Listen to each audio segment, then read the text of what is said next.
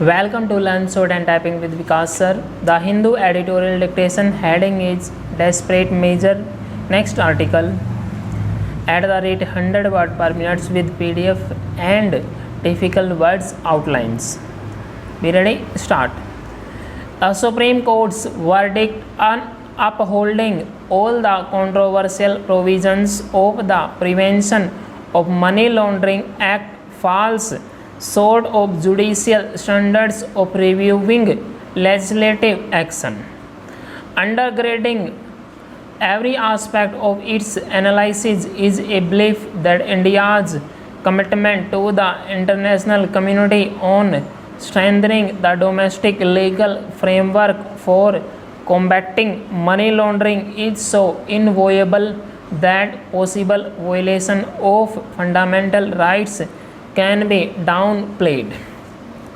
The judgment repeatedly invokes the international commitment behind Parliament's enactment of the law to curb the menace of laundering of proceeds of crime, which it underscores has transitional consequences such as adversely impacting financial systems and even the sovereignty of countries.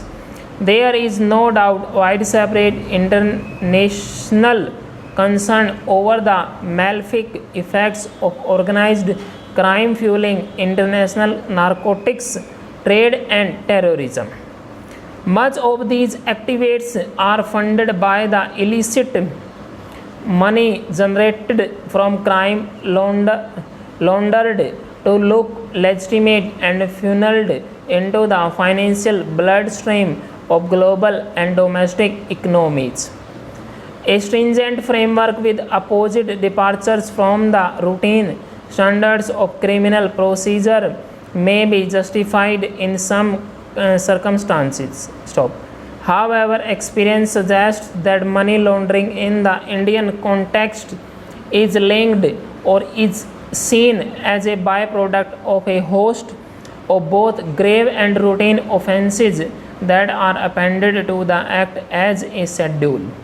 These scheduled or predicate offences ought to be ideally limited to grave offences such as terrorism, narcotics smuggling, corruption, and serious forms of evasion of taxes and duties.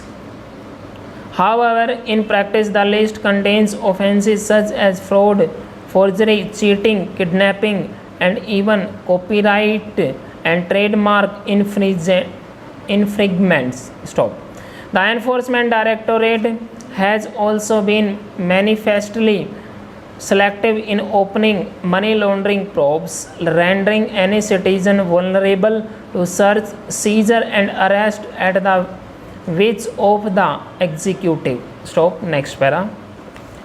It is disappointing that the court did not find the provision for forcing one summoned by the ED to disclose and submit documents and then sign it under pain of prosecution as violating the constitutional bar on testimonial compulsion.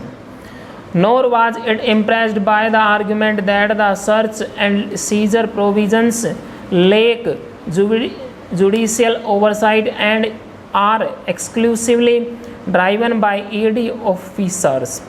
Provisions that allow prosecution for money laundering even without the scheduled offence being established and amendments deleting safeguards have passed muster with the bench solely on the ground that these were for removing lacunae pointed out by international evaluators of the efficacy of the law.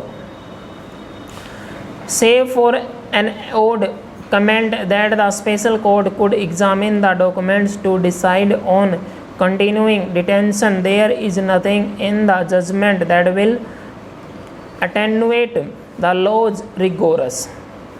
It rejects the plea to treat ED officers who record statement as police officers, thus protecting their evidentiary admissibility.